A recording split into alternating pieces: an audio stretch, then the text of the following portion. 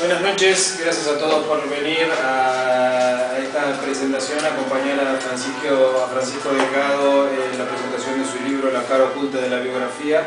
Para el Centro de Arte Moderno un placer poder tenerlos a todos ustedes esta noche con nosotros. Para los que no nos conozcan, les comento que lo que están viendo en las paredes es una exposición colectiva internacional en homenaje a Borges, inspirada en el libro de los seres imaginarios. Hay, bueno, podrán verlo, hay artistas de distintos países: Francia, Italia, Chile, Argentina, Brasil, Estados Unidos, España, por supuesto. Y lo que tienen en las vitrinas detrás de ustedes, en la sala, a la bajada de la escalera y luego arriba, es el Museo del Escritor, una colección de objetos originales que han pertenecido a autores en lengua española, para que luego, cuando estén charlando un rato, puedan mirarlo con más detenimiento. Nada más que eso, los dejo con Francisco, que presentará a los ponentes de la noche, y bueno, esperemos que la presentación sea de vuestro agrado. Muchas gracias.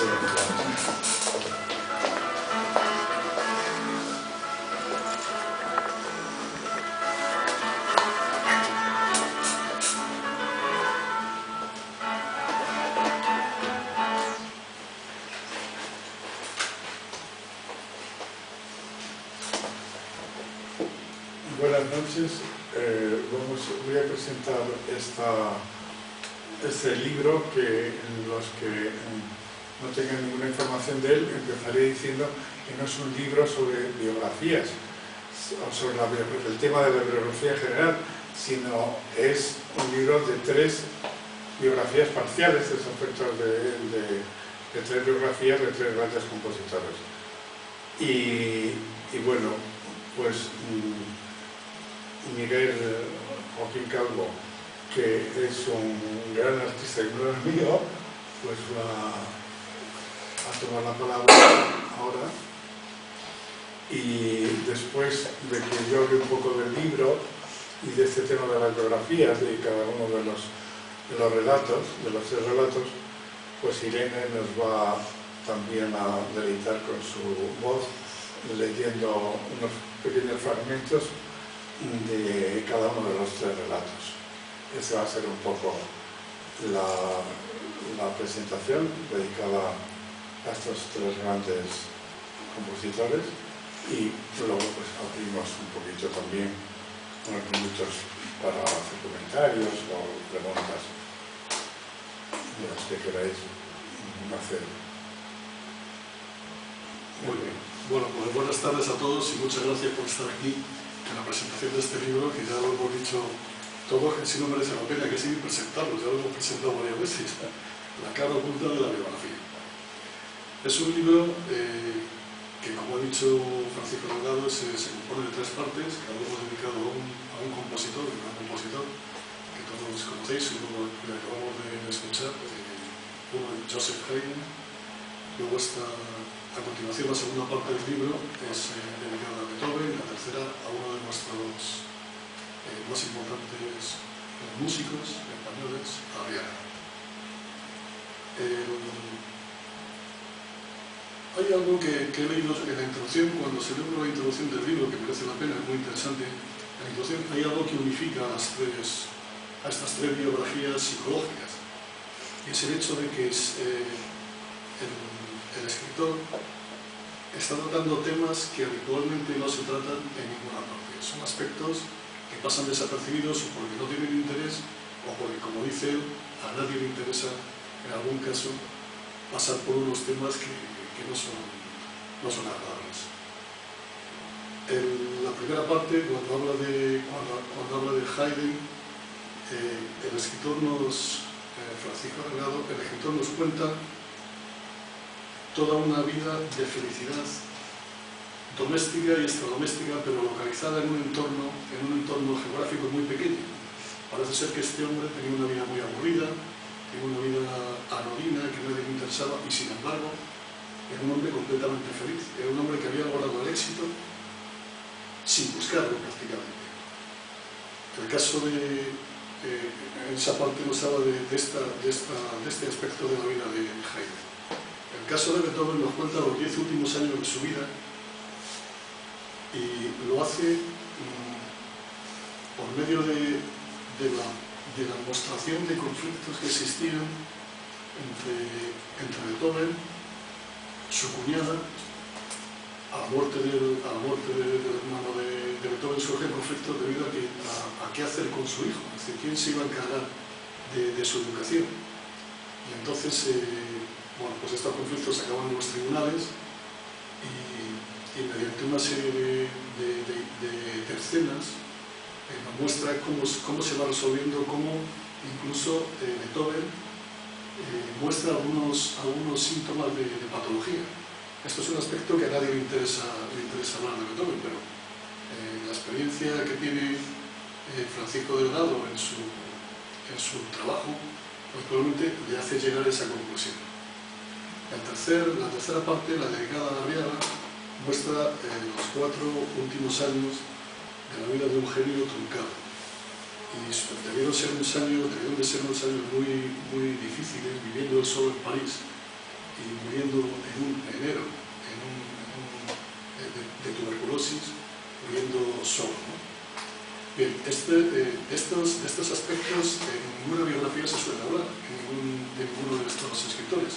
Sin embargo, aquí se habla de ellos. Podemos tener la duda de hasta qué punto las cosas que se describen son verosímiles. Para que fuesen verosímiles, el escritor tendría que ser pues, un experto, digamos, en ciencias del espíritu humano. Además debería, como es un libro dedicado a la música, debería también comprender muy bien los aspectos de composición y de interpretación musical. Y por último, debería ser un buen escritor. Voy a mencionar un poco la nota bibliográfica que me he traído aquí de don Francisco para que vean ustedes que todos estos requisitos los cumple este amigo mío. Y podemos confiar en que la lectura, si no de carácter obligatorio, sea por lo menos muy recomendable. Es licenciado en Psicología por la Complutense en el año 1972. Hace el doctorado en Psicología en la Universidad de Salamanca en el año 2004 con una tesis sobre el Lazarillo de Tormes. Luego, profesor honorario de la Facultad de Psicología en la Universidad Autónoma de Madrid en 1992. Y luego, desde que acaba la carrera hasta el año 2000 en que se jubila, es psicólogo clínico del Servicio Médico de Telefónica. Ha escrito eso en cuanto al aspecto de sus habilidades y los conocimientos en cuanto a la psicología de los personajes, que es lo que fundamentalmente estamos viendo aquí. Pero además es que es escritor, es decir, cumple el segundo de los requisitos. Escribe ensayos, novelas, muchas obras sobre músicos, Chopin, Scarlatti, Beethoven, Bach, García Bach, Mozart, Antonio Soler, y luego de otros literatos como Cervantes y Shakespeare.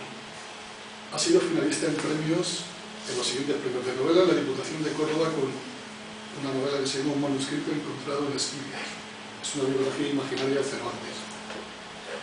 En el cuarto premio Algaba de biografía con sonatas para el exilio de una reina, de Editorial Antigua. Y en el premio Ateneo de Sevilla, y ha obtenido recientemente su nominación como finalista en el premio Ateneo de Sevilla de 2016, por la novela Boccherini, un músico bajo el reinado de Carlos III. Además de ello, colaboran semanalmente en un periódico en Salamanca con una columna dedicada a aspectos que tienen que ver con la salud mental y también con artículos de actualidad. Es decir, que el escritor cumple los 3 requisitos para que podamos decir que sabe de lo que está hablando. Por otro lado, que nos está representando formalmente muy bien. Y en tercer lugar, que lo que me falta por decir es que entiende de música, porque tengo constancia, porque lo he visto, de su afición a la música, de su interpretación y su gusto especial por los músicos del siglo XVIII. Por lo tanto, ya les digo que les recomiendo esta obra encarecidamente y no quiero pensarles más. A continuación, Francisco va a hacer algunos comentarios sobre su obra que tienen que ver con su proceso de desarrollo y de lo que usted ve.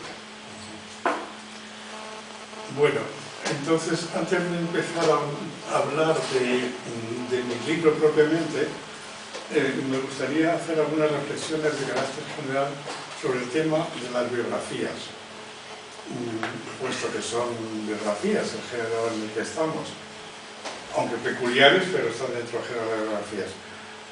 Nuestro gran filósofo Ortega y Gasset escribió en un lúcido ensayo sobre Goya, que creo que me lo trajiste tú, unas reflexiones sobre el género, y escribía que el género de las biografías en nuestro país no tiene ningún éxito y arraigo.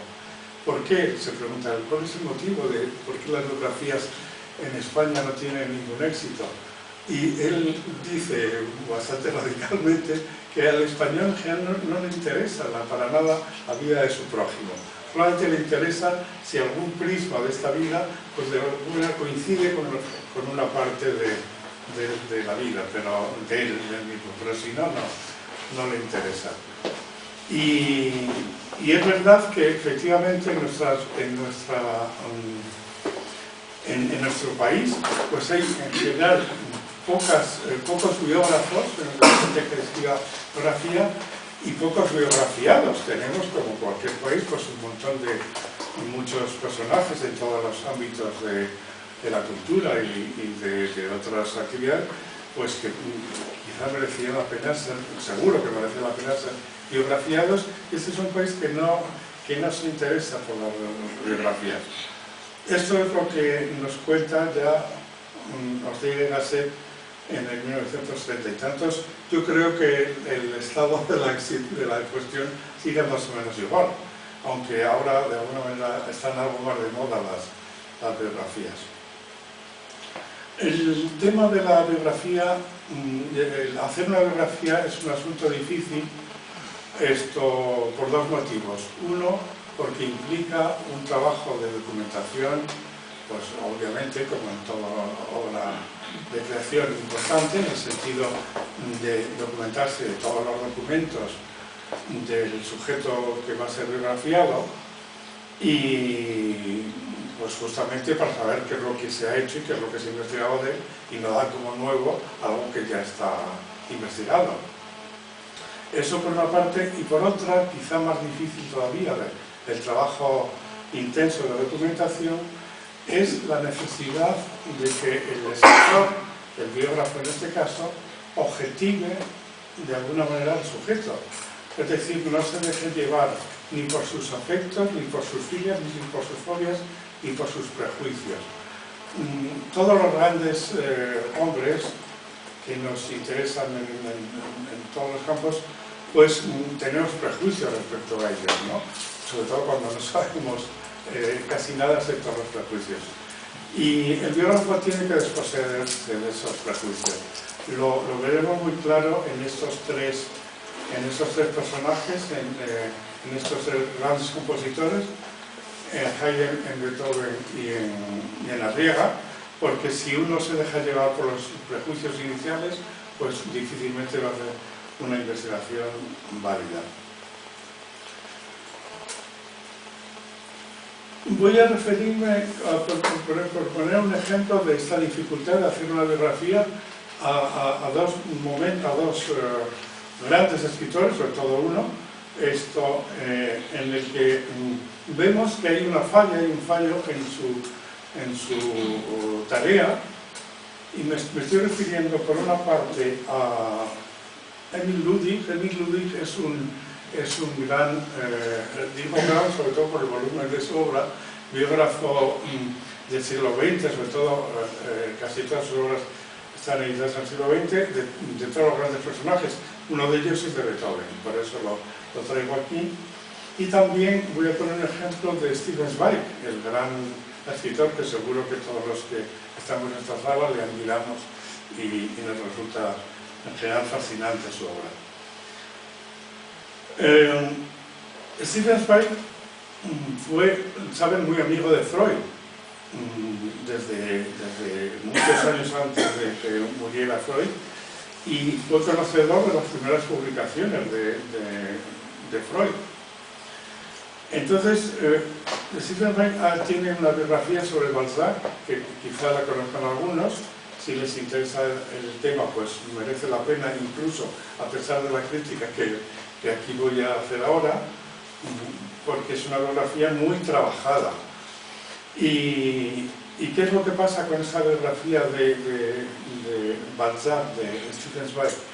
Pues que a pesar de, repito, de ser un amigo íntimo, un gran amigo, una correspondencia muy interesante entre Freud y Stevensville, pues no llega a hacer la comprensión, esa comprensión que si hubiera tenido una información, una formación, podemos decir, psicoanalítica más completa de su amigo Freud, pues la hubiera entendido qué es eso de la repetición, cómo repetimos esto en nuestra vida emocional, y cómo estas contradicciones de Balzac en el tema de las mujeres, sus amores con las mujeres son muy poco claros, en el sentido de que cualquier biógrafo le pregunta cómo es que pudo hacer esta pareja con esta mujer, etc. Con el dinero igual, esto siempre, toda su vida lo pasó al borde de la ruina, por una parte con grandes entradas económicas a uno de sus libros y inmediatamente después con unas salidas de su propia economía tan desastrosas que estaba huyendo de los acreedores continuamente.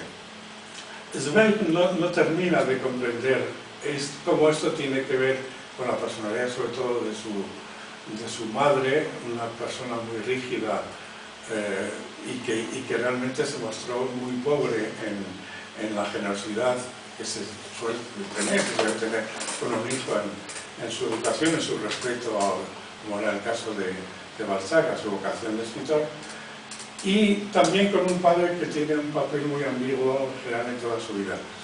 Si hubiera entendido esto, pues al final, al terminar de leer esta biografía de Balzac, pues habríamos comprendido esta librosis realmente de Balzac.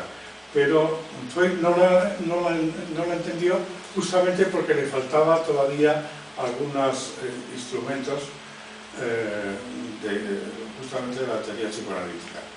El error de Emil Ludig, que tiene una importante biografía sobre Beethoven, pues es todavía más grave, entre comillas, y lo saco aquí hoy porque el relato que yo hago de Beethoven trata justamente de esos años, de esos 10 últimos años, en el que está de una manera realmente patológica. Aquí tenemos un psiquiatra y me atrevo a hablar de poner esta palabra de patología. Está realmente imbuido de un tema que es una idea prácticamente delirante de apropiarse del sobrino, de un sobrino que queda huérfano, de su hermano.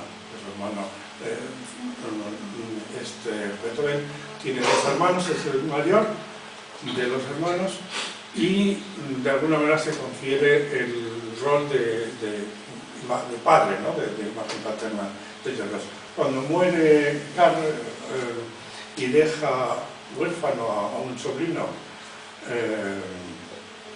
pues también Karl, pero con K, no con C, a los 9 años, Beethoven, de una manera compulsiva, se pone como objetivo que ese niño sea solamente para él, de tal manera que hace todo lo posible por quedarse con él, no ya como sobrino, digo, compartiendo la tutela con la madre como realmente como quería el padre que murió, había dejado bien claro escrito que su deseo era que la tutela de este chico, de este hijo, pues la compartiera la madre, Johanna, y Beethoven, pero no que le poseyera a su madre de su propio hijo. Entonces, ¿qué es lo que hace Emil Ludig para traerlo aquí? Pues Emil Ludig no tiene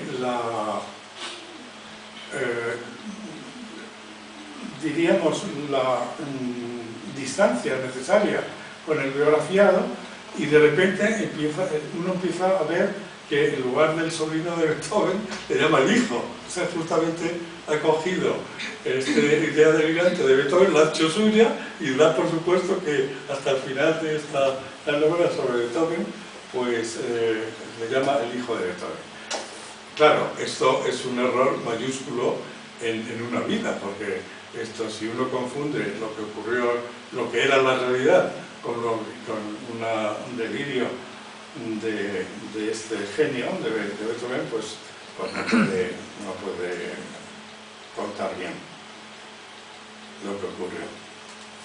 O sea que los límites y vacíos que todos tenemos, pues necesariamente tenemos que tener conciencia muy clara de ellos para ponerlos cuando hacemos un estudio biográfico. Bueno, así que concretando ya, hablando un poquito más directamente de estos tres relatos sobre Haydn, Beethoven y Arriaga, diré que vienen al hilo de un trabajo que llevo hace unos 16 años en torno a la vida, la edad y la obra de los grandes artistas.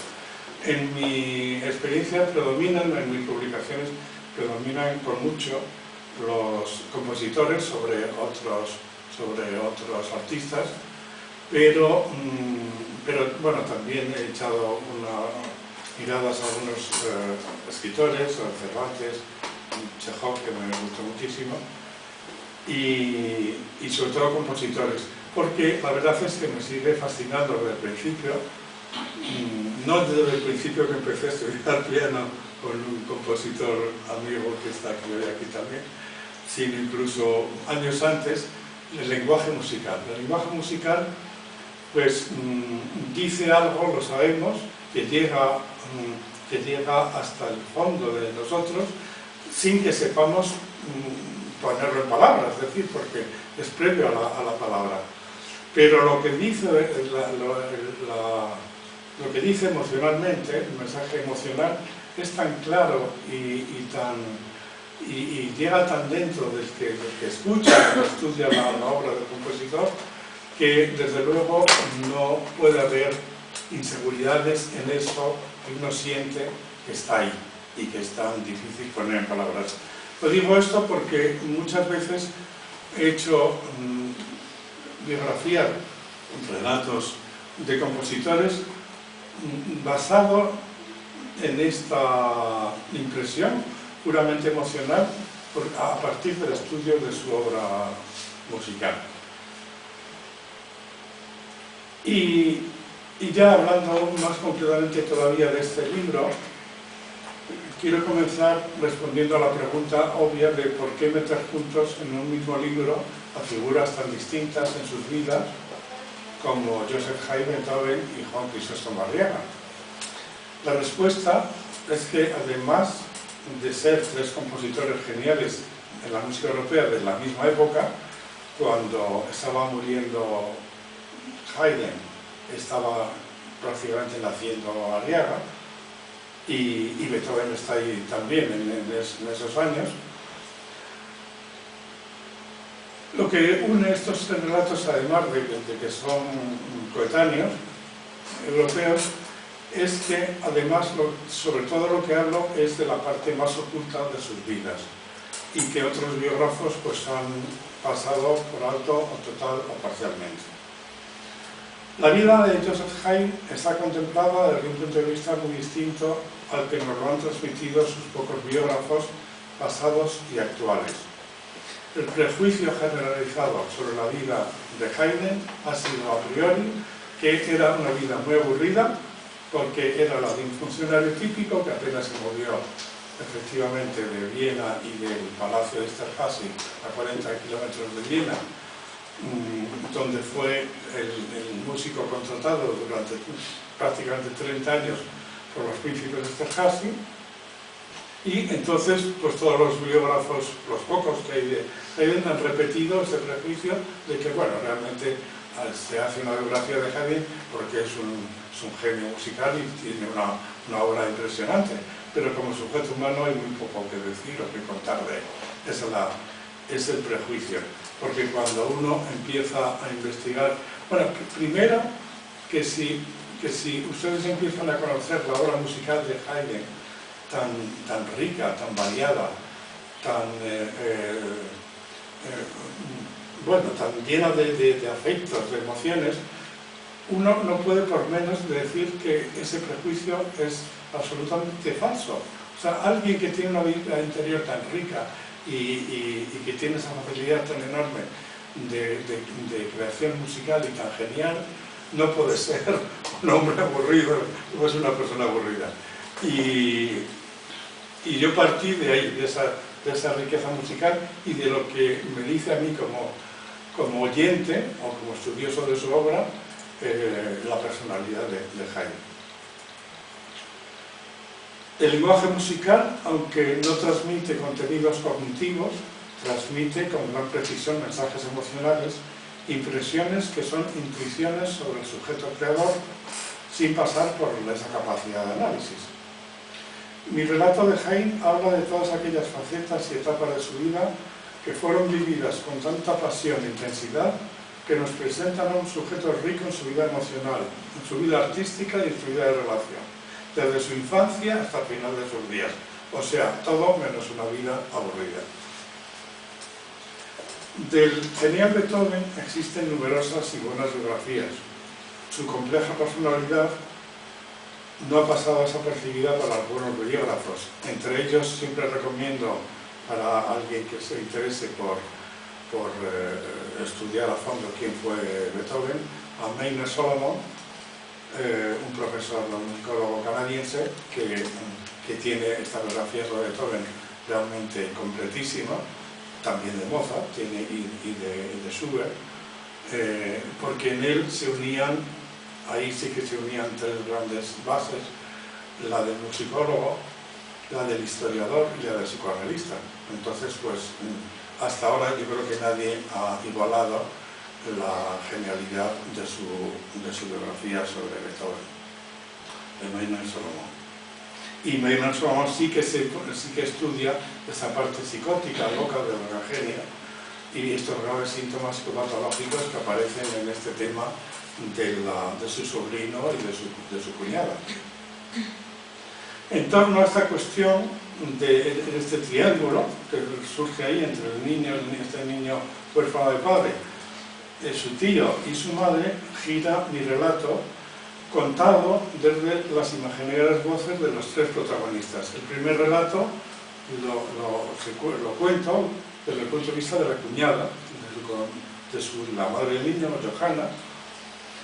El segundo relato desde el punto de vista del propio sobrino, desde que era un niño hasta que muere su tío, cuando él tiene ya 20 y tantos años y ya está encauzada su vida como militar. Y por fin, la tercera, obviamente la que más me costó por tratarse de Beethoven, pues una primera persona de ese Beethoven que por una parte estaba creando obras que serán para siempre imperecederas y que todavía nos arrebatan, podríamos decir, los sentidos, y por otra parte era un enfermo psíquico y físico pues muy grave. De Juan Crisóstomo Arriaga relato solamente los 4 últimos años de su vida en París.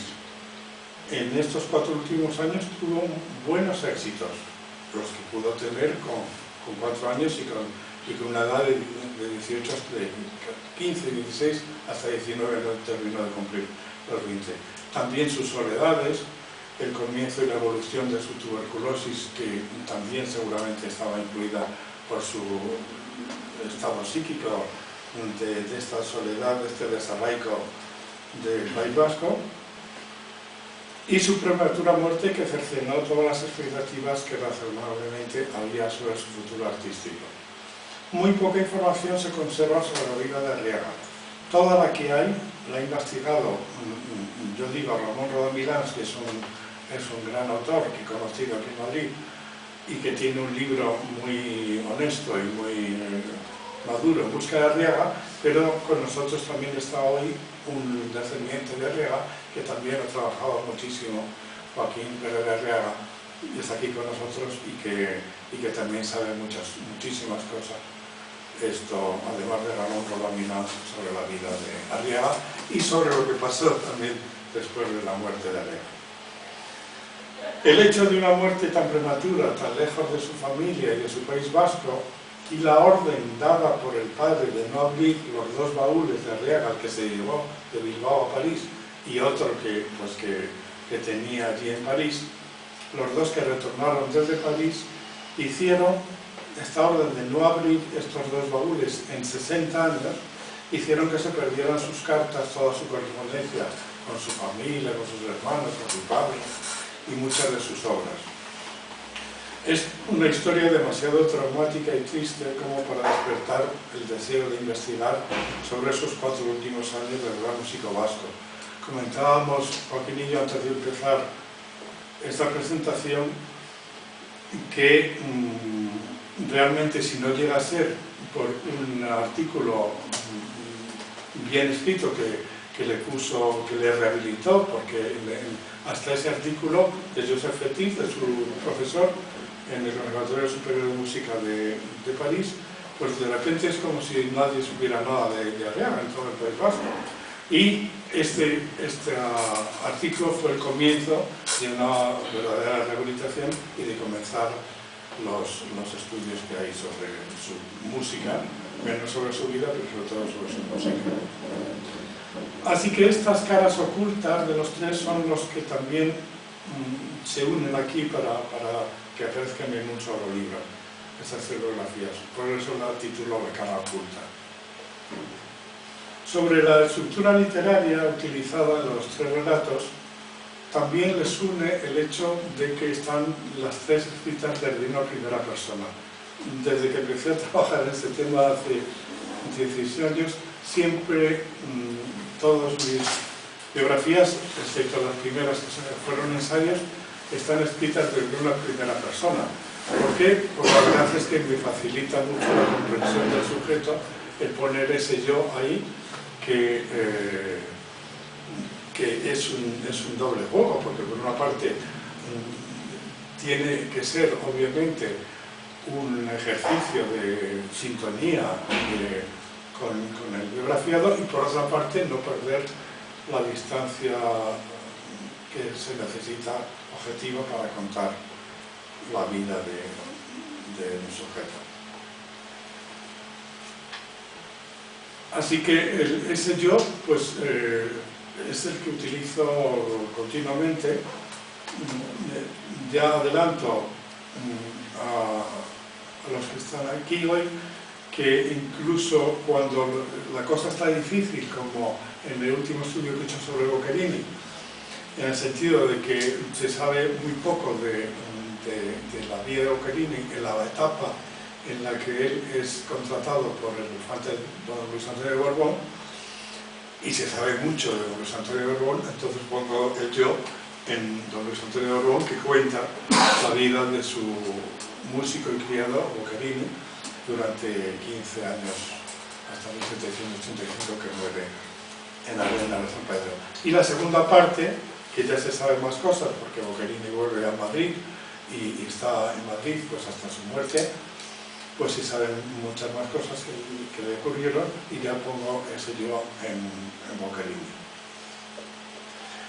Los modelos narrativos que empleo en cada una de las 3 novelas de este libro son muy distintos. La estructura narrativa que utilizo en el biógrafo de Joseph Haydn es la de un diario imaginario de Haydn dirigido a una segunda persona, que es en mi relato su primer biógrafo, John August Glessinger, que existió, que fue el primer biógrafo, que la gran editorial Burton & Hallett es el que contrata a Glessinger para hacer esta biografía, primera biografía oficial de Joseph Haydn. Voy a comentarles la curiosa anécdota que me pasó en esta biografía de Glessinger.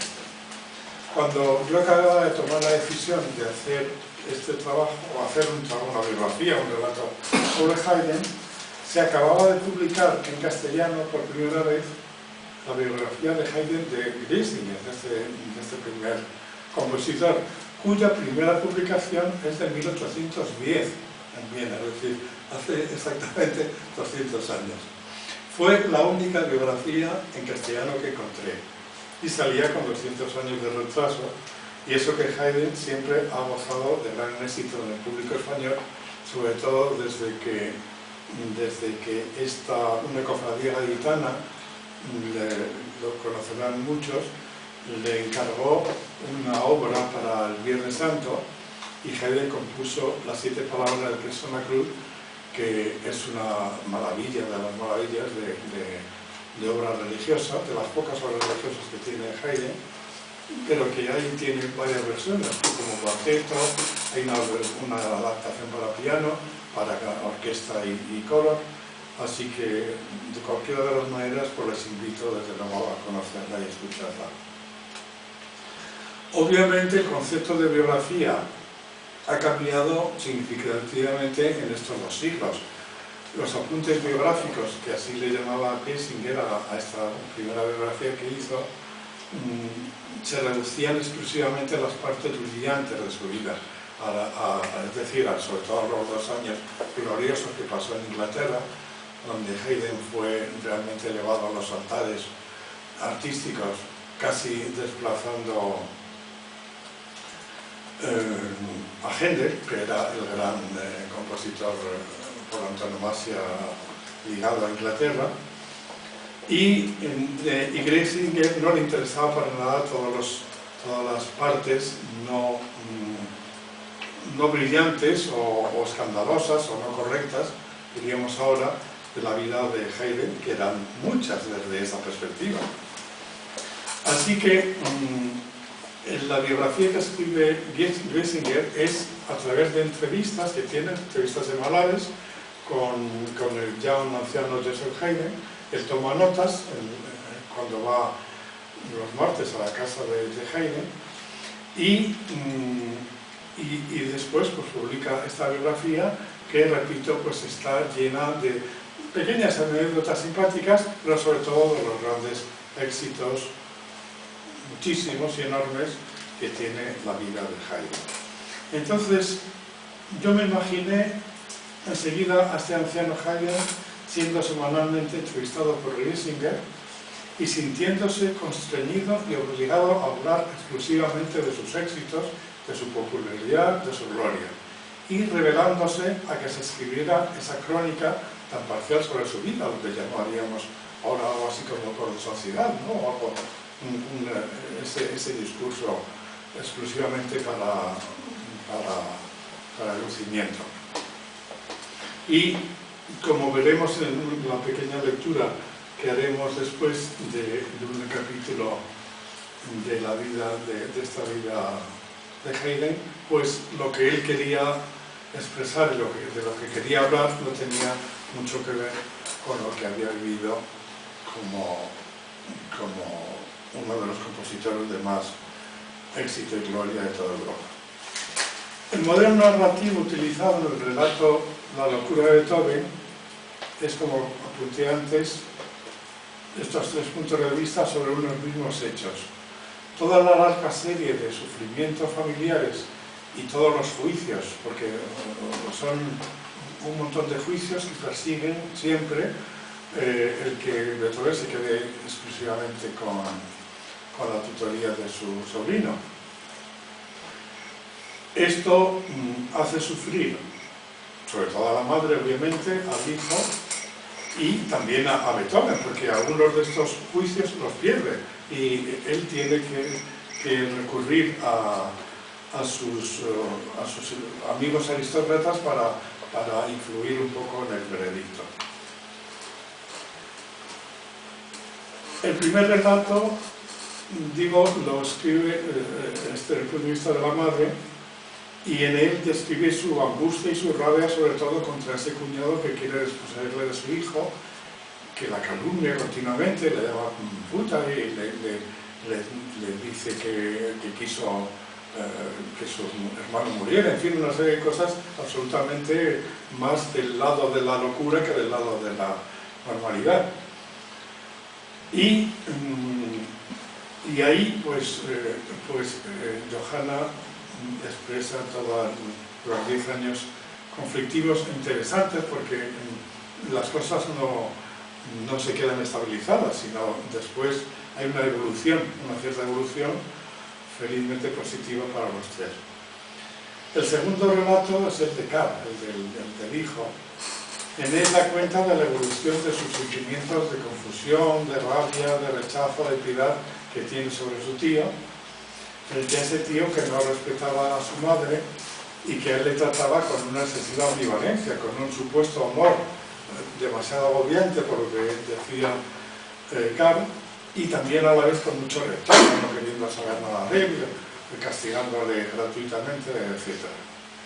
Su escrito comienza con sus recuerdos de niño de 9 años, huérfano de padre, pasa por una etapa ya de joven en la que vive difícilmente con Beethoven, y un adolescente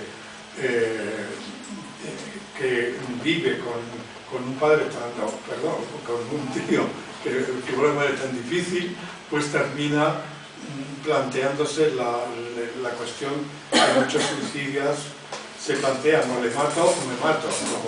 Como había muchos sentimientos afectivos también por este tío, lo que hace es intentar matarse, y casi lo consigue. Tiene un intento de suicidio muy grave, pero felizmente se salva su vida. Y por fin el tercer relato es el del propio Beethoven, en el que, bueno, de alguna manera, pues vemos en esta lectura cómo él tiene sus motivos, entre comillas, para sus conductas, y está convencido de que es lo único y lo mejor que puede hacer. Todo lo que hace por su sobrino. Es complejo qué es lo que ocurre para que, a raíz de este intento de suicidio del sobrino, actúa como una especie de catalizador, y la relación de los tres de alguna manera cambia. Resumiendo mucho, podríamos decir, y lo dejo porque es un tema que nos podría llevar demasiado tiempo, resumiendo mucho, podríamos decir que toda esta actitud agresiva y de rechazo de Beethoven hacia su cuñada, en realidad lo que ocultaba era justamente lo contrario: un apasionamiento, un deseo enorme de su cuñada. Y lo curioso es que tanto su hermano, el fallecido, como la sociedad de Viena habría visto muy bien que se hubieran casado Beethoven y su cuñada, pero su nivel de represión, como decimos después con la teoría psicoanalítica, era tan enorme que ni se lo planteaba. Pero la gente, los que lo conocían más, sí lo intuían. Eso es lo que le pasa a Beethoven al final, el que está enamorado de su cuñada, etc. Esto se repetía en Viena. Y él finalmente, después de que ve como una dura experiencia real, que a poco pues su sobrino querido se muere, pues ocurre realmente un insight de tal manera que hay una reconciliación ahí, tan grande que imagínense ustedes que Beethoven hace como único heredero de todos sus bienes, que no es que fueran muchos, sobre todo sus obras musicales, a su sobrino, y si él estuviera incapacitado por algún motivo, secundariamente a su cuñada Johanna, que curiosamente estuvo allí al pie de la cama de un Beethoven moribundo, que es la que la atendió al final más estrechamente.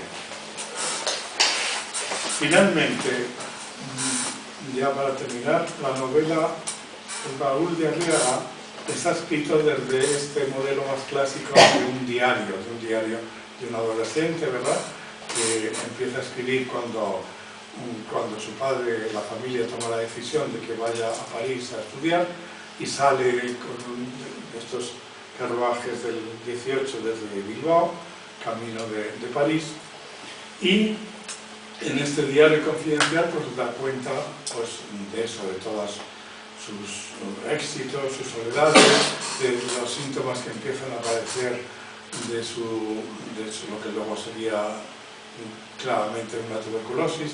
Empezó con un dolor de un brazo que al pobre le incapacitó durante mucho tiempo para tocar el violín. El violín era básico en su carrera de creador, de músico, y pues da cuenta un poco de todo esto.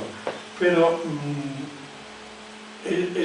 la Arriaga que me ha llegado dentro, como siempre por la música y por los datos biográficos que he recogido, no es un diario, podríamos decir, melancólico.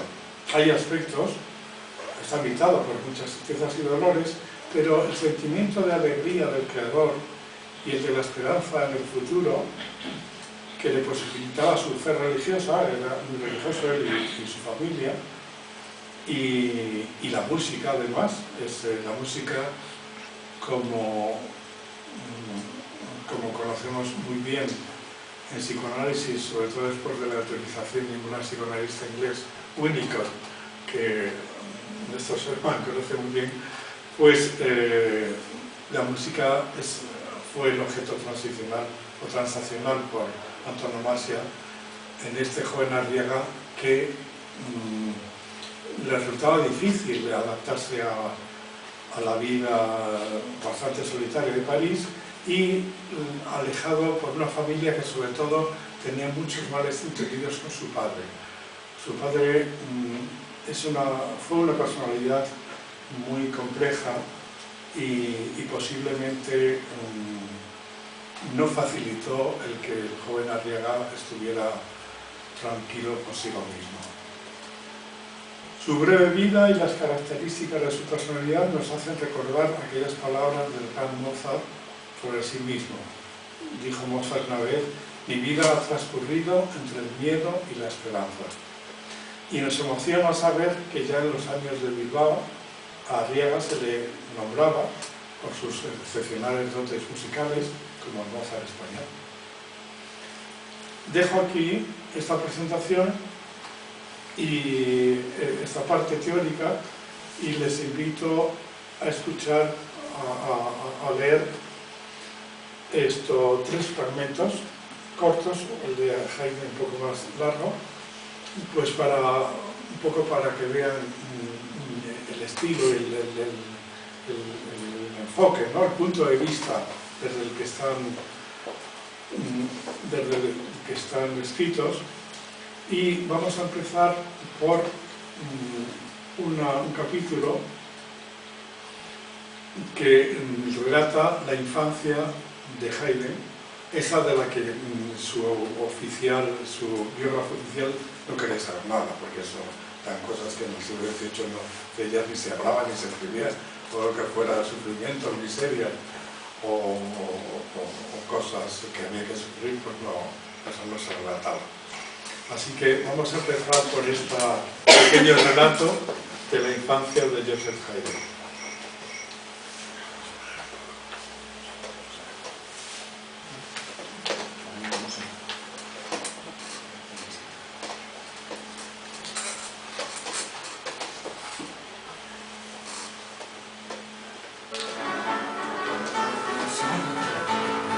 Vuelto a leerlo. En contra de lo que es habitual en nuestras entrevistas, cuando mañana vengas a verme, Griesinger, pondré en tus manos este escrito, que cuenta la parte de mi vida que considero más valiosa, mi infancia. Verás que no voy a contarte mi infancia llena de anécdotas, de fechas, de pequeños acontecimientos cotidianos. No, voy solamente a contar una escena, un cuadro que resume e ilumina mis raíces, el lugar y el hogar donde he nacido y crecido. El pueblecito se llama Rorrau, no más de 50 casas de techos de paja en torno a la iglesia, en una llanura barrida por un viento constante que hace a las hojas flotar y flotar en el aire, a los perros y a los gatos refugiarse en los rincones de las casas durante horas y a los humanos caminar contra ese viento deseando llegar cuanto antes a destino. Muy cerca del pueblo, el castillo de los condes de Arrac, donde mi madre trabaja de cocinera durante todo el día. El taller de carpintería de mi padre, que repara carros, está unido a nuestra casa. Es una casa humilde, cubierta de cañas y con el tejado de paja.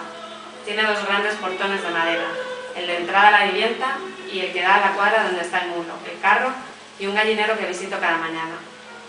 La escena que sigo viendo, aunque hayan pasado más de 60 años, se desarrolla en una amplia y oscura habitación, con una gran mesa de recia madera, 4 sillas y el fuego del hogar encendido.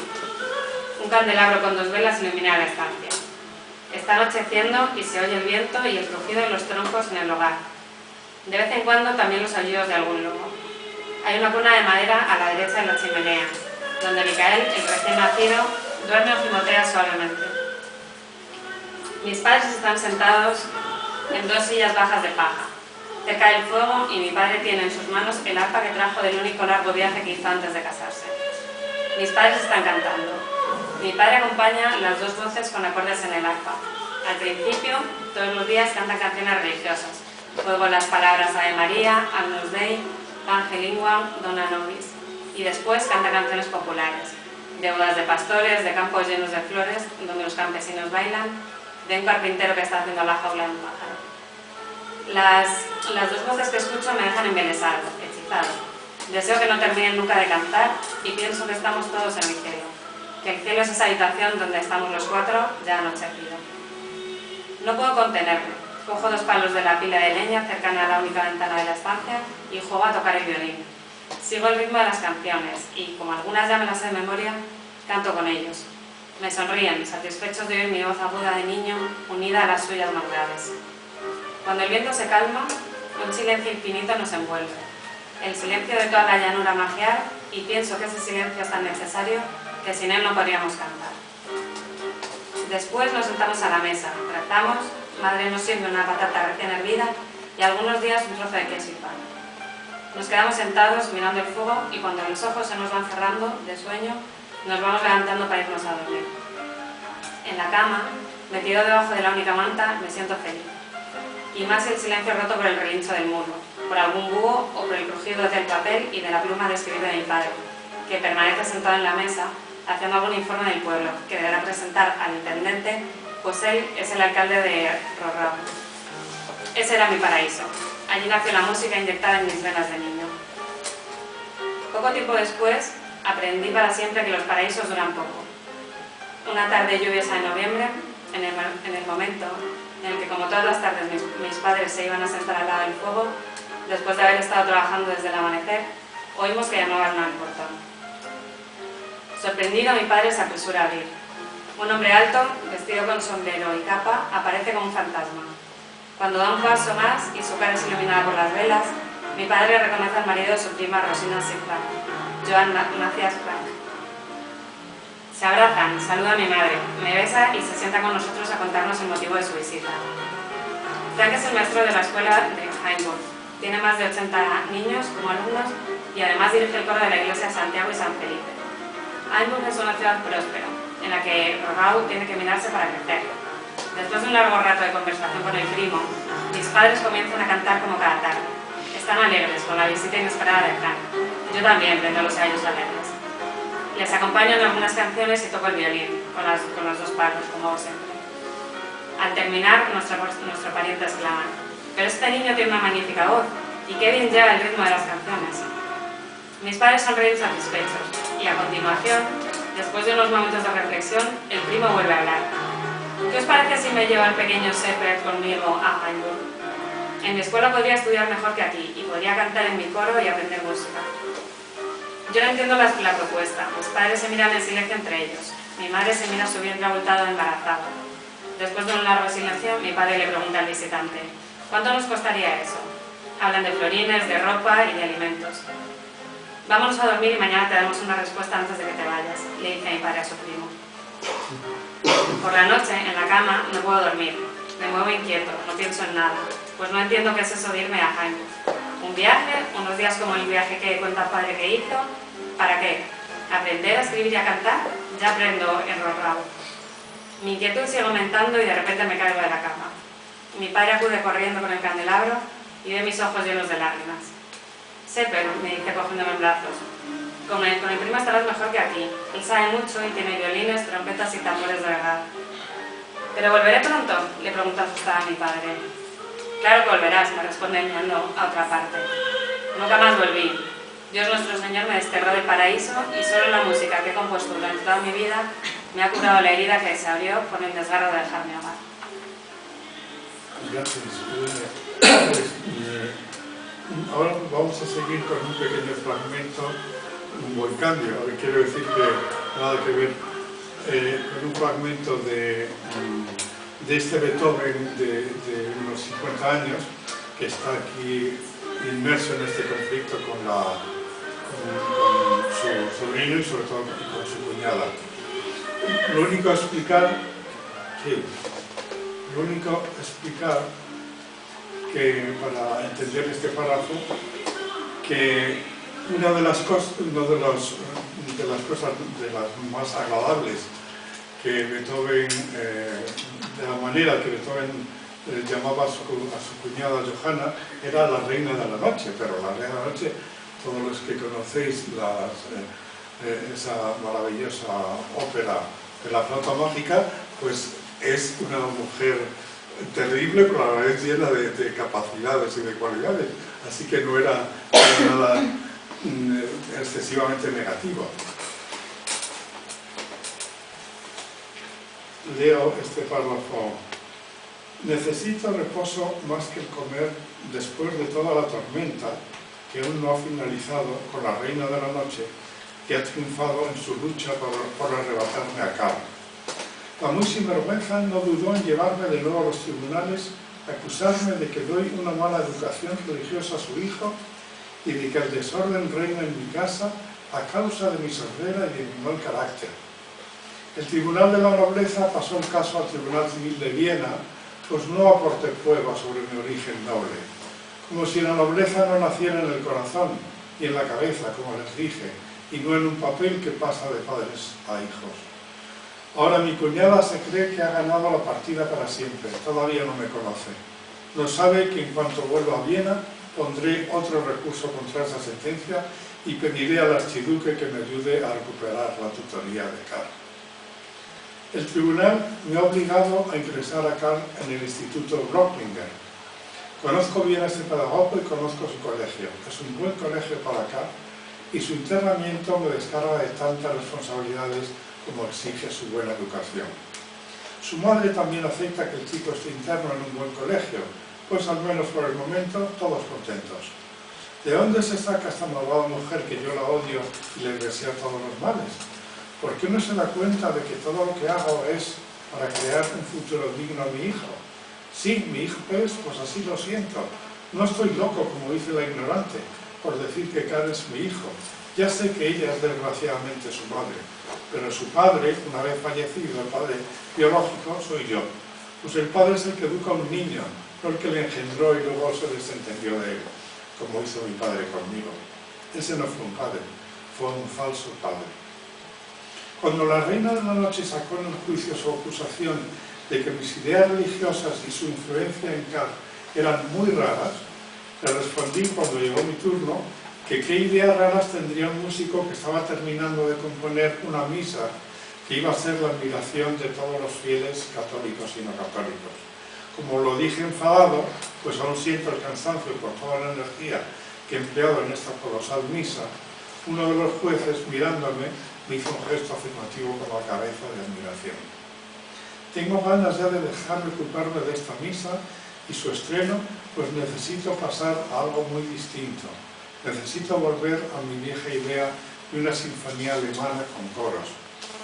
De nuevo aparece intermitentemente en mi mente los primeros versos de la Oda a la Alegría del gran Schiller. La alegría, la divina alegría que necesito para continuar, para poder sentirme por encima de todos los insentidos y maldades de las gentes que me rodean. La alegría es el único sentimiento que puede romper las cadenas de la esclavitud y que puede frenar las iras por las injusticias de los poderosos, por la ignorancia de la plebe, por la avaricia de los comerciantes. Sí, solo la alegría y el amor pueden curar mis heridas, pues la razón es demasiado débil para actuar de bálsamo. A veces hay que olvidarse incluso de ella, como me ha dicho el abogado, empujándome a redactar otra petición a ese magistrado corrupto que dio la custodia a la madre. Me encuentro ahora redactando una petición de custodia compartida con esa bruja que me detesta para poder estar más cerca de mi amado Carl. ¿Qué puedo compartir con ese ignorante que solo sabe que contradecirme en cada iniciativa que tomo en la educación de su hijo? Más le valiera tener humildad y alegrarse de todo lo que estoy haciendo y haré por Carl. Mejor le iría si me invitara aceptando esa custodia compartida. Pues si no la acepta y recurre de nuevo, juro por Dios que venceré y Carl dejará de verla el resto de su vida. Ella debe saberlo. Si el tribunal no falla a favor de la tutela compartida, volveré a pedir la tutela exclusiva sobre Carl. Bueno, este es un fragmento de este Beethoven realmente terrible y genial a la vez de los últimos años.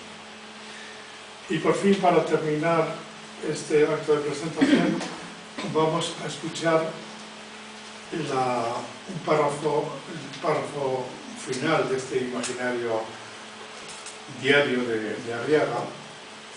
Imagínense la escena, es una página un poquito. La escena está ya muy enfermo, solo en su guardilla, la segunda guardilla donde vive en París hace un año y pico. Y habla de la herencia, de lo que él deja como herencia, de las obras sobre temas clásicos que ha compuesto en París, sobre Agar, Arminia, Medea, Polinicio, el hijo de Edipo. Y también nombra, así como diríamos de pasada, los malentendidos con su padre, nombra a sus más próximos en París, a la gente que ha conocido y más próximos, y también nombra a sus hermanos. Y por fin nombra a Ramón, que es el nombre de un gatito que recoge, el gatito de un vecino, de un francés que viaja, que es marino, y a la vez es sobre todo el nombre de un hermano, del hermano que le introdujo en la música, un gran violinista y que ha hecho mucho de todo. Esto es un poco el contexto de este fragmento del final del diario de Arriaga. Por eso, a mi muerte, solo dejaré bien ordenadas, bien guardadas en el baúl que me acompaña desde Bilbao, mi única exigua riqueza. Algunas pocas partituras, algunas melodías, algunos personajes que hablan, gritan o cantan sobre el amor, el dolor, la injusticia, la esperanza. Agar en el desierto suplicando a Dios por su hijo moribundo que muere de sed. Herminia en el campo de batalla sosteniendo a su amante príncipe malherido, el que mató a su padre. Medea implorando al dios Himeneo que calme la angustia que la está matando. Polinicio, maldecido y convertido en objeto de la ira de su padre Edipo, al que intenta conmover. Un padre es siempre un padre y yo necesito conmover su corazón y aplacar su cólera, recita. Personajes, todos sufrientes, a los que el destino ha llevado a una situación límite, perseguidos o heridos por algo de lo que no son culpables. Quizás yo, en estos últimos días de mi vida, debería o necesitaría también suplicar a Dios que no me deje morir tan joven o que si lo hace me conceda una buena muerte, y quizás debería perdonar a mi padre y suplicarle que me perdone si en algo le he ofendido.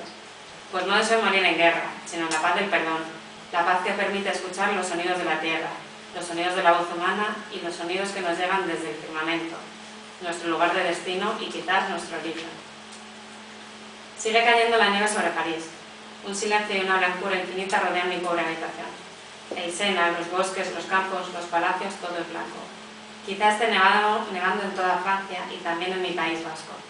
Nadie está cerca, ni siquiera Ramón, que ha pasado toda la noche fuera. Mademoiselle Henriette, Mademoiselle Inca, mis compañeros del conservatorio, Monsieur Fetis, los García, Manuel, el doctor Buch, Herminia, hasta Pedro Albéniz, todos han desaparecido. Seguramente están en sus casas, cerca del fuego, ocupados en sus múltiples intereses. Mis hermanos, Simón, Joaquín, Ramón, Luisa, Felipa, cada uno en su mundo, el mundo de los vivos, ocupados en seguir existiendo, en padecer lo menos posible y en atrapar los fugaces momentos de goce que la vida ofrece. Y los muertos. El cuerpo de mi madre en su descomposición imparable, en la tumba del cementerio Guernica. El cuerpo de Madame Blanche en el mismo cementerio en el que, dentro de pocos meses o días, enterrarán el mío. Ahí terminarán todos los padecimientos. Mi cuerpo volverá a ser tierra, polvo, y otros oídos seguirán escuchando y dando forma a otros sonidos, a otras melodías. Quizás algún día algún músico encuentre mis partituras y su instrumento permitirá que mis notas resurjan y sean oídas por otros, que puedan amarlas o transformarlas en sonidos nuevos, en esta cadena infinita de la que cada uno somos una minúscula partícula, apenas visible. Ramón acaba de empujar la puerta. Cubierto de nieve se tumba a mis pies. Ronronea. La paz invade todo mi ser. Final terrible, ¿no? Final tremendo. Sí, sí. Todo el final. Eso es, sí, sí. Asumiendo ese final y a la vez en contacto con sus riquezas, las riquezas que dejan, ¿no? Las artísticas y yo creo que la esperanza en un más allá, ¿no? También. Quizá leído entero no es tan terrible como ese fragmento solamente, ¿no? Que efectivamente pues, no puede dejar de ser melancólico ante el adiós de la vida. Bueno, con esto tenemos unos minutos en los que ustedes tienen la palabra y pueden hacer algún comentario, alguna pregunta. Yo quería comentarte dos cosas de Beethoven y luego algo de Arriaga. Beethoven, en las biografías existentes, no se habla nunca más que de la sordera y de los problemas que le produjo, el mal entendimiento con la gente, las libretas de conversaciones, etc. Pero hoy día se tiende a considerar que afortunadamente se quedó sordo, porque eso hizo que se reconcentrase en sí mismo y nos dejase las 20 últimas obras que nos dejó. Porque si no, no las hubiera compuesto. Si hubiera tenido oído y hubiera tenido que atender a los conciertos y a las idas y venidas, no hubiera compuesto los últimos cuartetos. Entonces hoy día se considera que fue una suerte que se quedara sordo. Sí, sí, totalmente de acuerdo. Un autor de hace años... y eso no se dice en ninguna parte, hasta ahora. Sí, solamente un físico, un gran beethoveniano, Sullivan, un inglés, escribe un libro sobre Beethoven en el que él distingue muy claramente esa etapa de lucha contra el destino, del héroe, ¿verdad? Que está siempre, que lucha todas las sinfonías hasta la novena, tienen esa carga, ¿no? En general, los temas más importantes tienen que ver con la lucha del individuo, con el destino. Pero después, efectivamente, comienza toda una etapa que ya no tiene nada que ver con la etapa heroica, Sí. que es una etapa centrada en esa riqueza. Sí, las últimas 2 docenas de obras ya son fuera de lo común. Eso. Mi bisabuelo, que tocaba cuartetos en Bilbao y en tal, decía que los 5 últimos cuartetos son los de la cáscara amarga. Sí. No los entendía. Sí.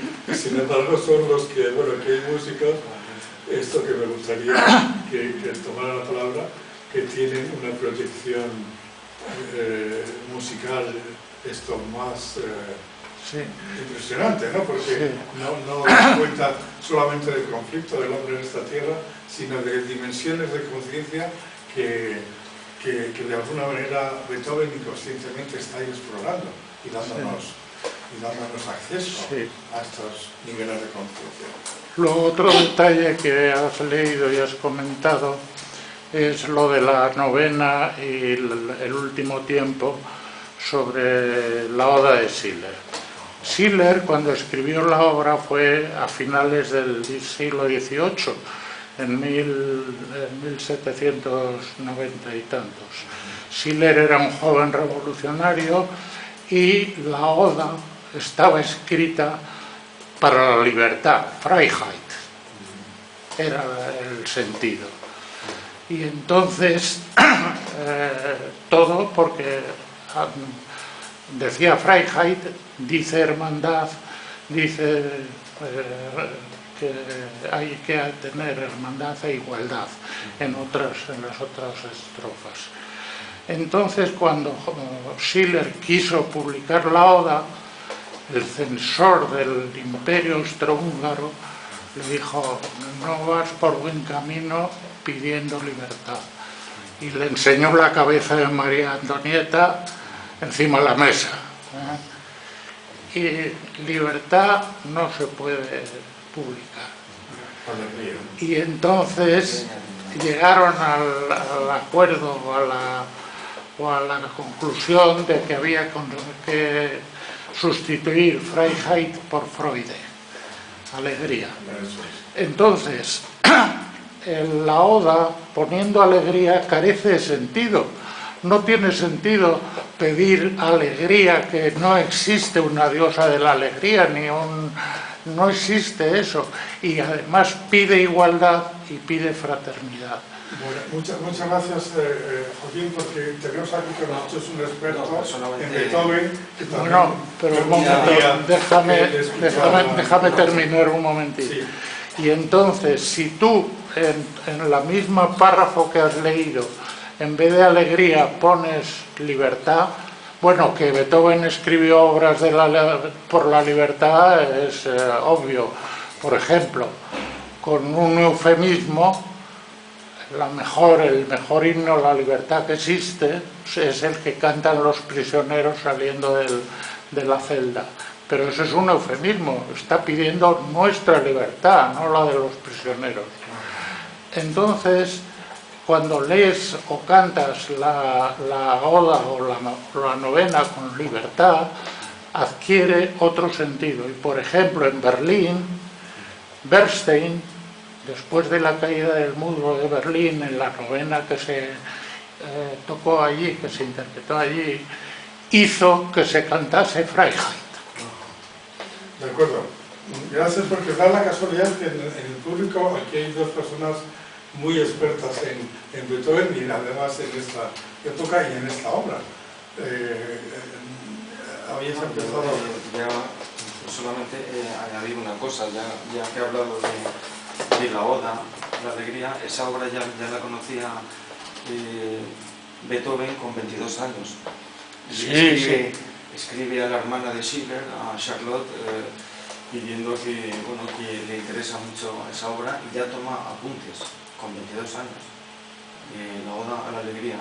Y claro, y la retoma justamente al final, en una etapa, como has comentado, compleja, donde tarda casi 11 años en escribir una nueva sinfonía. Desde la octava hasta la novena pasan 11 años, que son muchos. O sea, es la distancia más larga en tiempo en una sinfonía de Beethoven.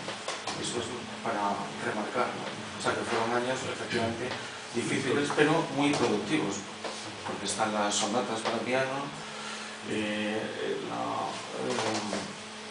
una revisión de la ópera de Fidelio, que él no pudo ya dirigir por la sordera, igual que la novena, pues tampoco pudo dirigirla, ¿no? O sea, estaba ya, la sordera era muy fuerte, ¿no? muy agresiva. O los Liederkreis, una colección de Lieder muy intensos y muy bellos, quizás los más bellos de Beethoven. Los cuartetos, claro, efectivamente. O sea que es productivo, pero hay que remarcar que esos 11 años son muy productivos. Sí, claro. Dentro de los conflictos no dejaba de crear. Exactamente, sí. Yo quisiera, con tu permiso, Arantxa, informar mínimamente del estreno de tu obra, porque estamos hablando de Beethoven, de la novena. Arantxa Aguirre acaba de estrenar un gran trabajo documental magnífico, precioso, justamente sobre la novena sinfonía de Beethoven, con dos grandes compañías de ballet y con un gran con una gran orquesta, etc. Y yo he tenido la suerte de haberla visto hace unos días en Valladolid, en la Semana de Cine, y la verdad es que me gustaría que dijeras algo. Yo lo que quiero decirles aquí a los presentes es que si tienen la oportunidad de verla enseguida, por favor, la vean, porque es de una belleza realmente única. Dancing Beethoven, que conocí otro día y cuya directora está aquí con nosotros. Otra cosa curiosa de la novena también es que el sitio donde más se canta sustituyendo Freud por Freiheit es en Francia, porque la trilogía sagrada está allí. Luego de Arriaga hay un par de cosas que me gustaría comentarte. Primero, que los 4 años de París fueron un plan de estudio y de composición planificado no por él. Arriaga no compuso nada espontáneamente, todo estaba planificado para presentarle finalmente al Premio de Roma, y que era en aquella época el honor más internacional y más interesante. Y por eso primero compone, primero estudia armonía, tal cual, violín, todas las disciplinas, y luego compone los 3 cuartetos, el 23, la sinfonía y la obertura, el 24, y el 25 las obras vocales, con la particularidad de que las obras vocales hay que dividirlas en 2 grupos. Los 3 primeros, las 2 arias y el dúo, son sobre óperas que se estaban poniendo en París. La Medea de Cherubini, que era el director del conservatorio, le encarga que resuelva esa escena de Medea para ver cómo compone una música vocal. No es una obra de Arriaga, es un trabajo de estudio y de conservatorio, las 3 obras. Y lo que son ya 2 obras vocales suyas son la Herminia y el Agar, donde curiosamente los 2 protagonistas, el Tancredo y el hijo de Agar, Ismael, son salvados milagrosamente de morir. De nuevo, muchas gracias. No sé, porque me he dirigido a Arantxa, no sé si quieres comentar alguna cosa de esta gran obra tuya. Bueno, yo como documentalista no soy una musicóloga ni especialista en música, supuso un trabajo muy serio tener que enfrentarme a la novena sinfonía. Y bueno, pues sucede como con todas las grandes obras de arte, que al final yo creo que una gran obra de arte es un espejo en el que uno se refleja, ¿no? Entonces, todo lo que podamos decir de la novena sinfonía dice también mucho de nosotros, porque son obras inmensas que tienen muchos prismas y muchas formas de verlas.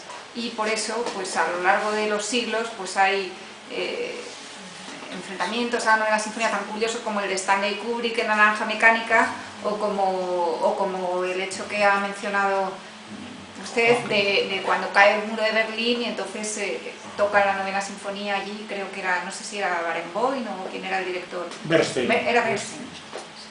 Entonces, bueno, que es una obra, una orquesta internacional. Una orquesta internacional allí en un momento emocionante históricamente.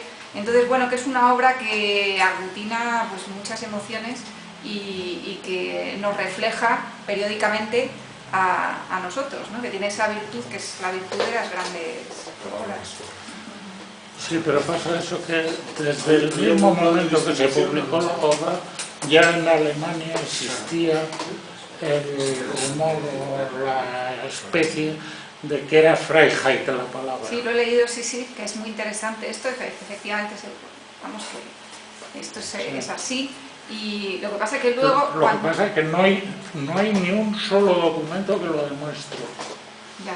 Curiosamente, porque claro, decir Freiheit en aquellos momentos en el Imperio Extracultural... Ya, bueno, esto, Miguel, me parece que quería comentarte algo porque se nos está terminando el tiempo. Una cosa muy breve, a mí me interesa ver la película. ¿Hay algún plan de distribución así aparte de Valladolid? Pues sí, queremos estrenarla en Madrid, en la Cineteca seguramente. Lo que pasa es que estamos planteando, como va a venir la compañía principal de Bellar Ballet, va a venir a los teatros del Canal, en abril, pues estamos pensando que a lo mejor es conveniente unir bueno, pues ese acontecimiento, esa presentación en Madrid con el estreno de la película. Con lo cual, pues por un lado me da pena porque supone esperar 6 meses, pero quizá es lo más adecuado. Pero bueno, ya... Que se hace en fin de semana. Yo me movería para poderla ver, sí, porque además, bueno, recuerdo que fue preciosísimo también tu otro trabajo anterior sobre Soler. Ah, y muchas bueno, gracias. pues ya sé cuál es tu estilo. Bueno, pues me encantará volver a verla. Y también quería decir enhorabuena, Francisco, ahora que me ha arrancado a hablar. Enhorabuena, Francisco, por este nuevo libro. Y ya sabes que te seguimos, muchos amigos, y que haces un trabajo muy especial. Un trabajo en el que aportas, como decía también tu gran amigo Miguel, que amigo mío, pues esas facetas tuyas, ¿no?, que aunas en tu obra, que es, por un lado, ser psicoanalista clínico, y por otro lado, ser un músico muy interesante, siempre en contacto con el arte, siempre en contacto con la música para piano, y eso es algo único que tú transmites de una manera muy bien, muy hermosa en tus obras, y que sigan más libros. Gracias, Pilar, porque tú también has contribuido a empujarme en esta tarea tan interesante. Sí, Paco, yo quería también agradecerte estas palabras tan nutritivas culturalmente, este encuentro de esta noche, y preguntarte un poco como biógrafo emocional, no sé si la palabra es adecuada, pero me ha parecido que hay en algo te diferencias en los aspectos emocionales. Y preguntarte por algo tan manido, tan en cierto sentido vulgar, que es la relación entre creatividad y locura, o locura y creatividad, que de alguna manera... ¿Cuál es tu opinión? Si se puede sintetizar, sé que es un debate de siempre, pero... Sí, bueno, es un tema tan complejo, ¿no? Y todavía con tantos aspectos para explorar, que cuando formulas esta pregunta, Néstor, enseguida de nuevo me viene Beethoven, porque cuando veo un sujeto como Beethoven, que por una parte tiene unas conductas patológicas tan quizá podría ser diagnosticadas de psicóticas o delirantes, y a la vez ese mismo sujeto está creando estas obras de arte que son las cumbres de la humanidad, pues claro que uno se pregunta, a los que nos interesa comprender el sujeto humano, ¿cómo es posible que un mismo sujeto, porque decir un mismo yo es mucho más complejo, un mismo sujeto pueda estar tan alejado de la realidad y a la vez tan en contacto con esos aspectos tan internos como la belleza, la estética y los deseos ideales que tenemos toda la humanidad, ¿no? Desde luego la historia me parece que sí nos informa de que hay un campo, ¿verdad?, un espacio en el que en algún punto de ahí se cruza la locura y la genialidad, ¿no? Cómo se cruzan o cómo están tangentes, etcétera, todavía quizá no lo sabemos, pero sabemos que la creatividad pues no está, por lo menos no está reñida, como muchísimos artistas a través de la historia que han terminado con una psicosis, incluso como Schumann oficializados, pues han demostrado que no está reñida con la gran creatividad con esa locura. Si me permites un minuto. Sí. En la novena hay 3 tiempos intermedios que son un preludio, un adagio y una fuga a 4 voces. Si tú aíslas esos 3 tiempos, que hay directores que bajan la batuta y dan un descanso al empezar, unos segundos, y al terminar esas 3 piezas, en la fuga es donde se mezclan libertad, igualdad y fraternidad. Muchas gracias. Con eso terminamos hoy la presentación. Gracias a todos por haber respondido. Gracias.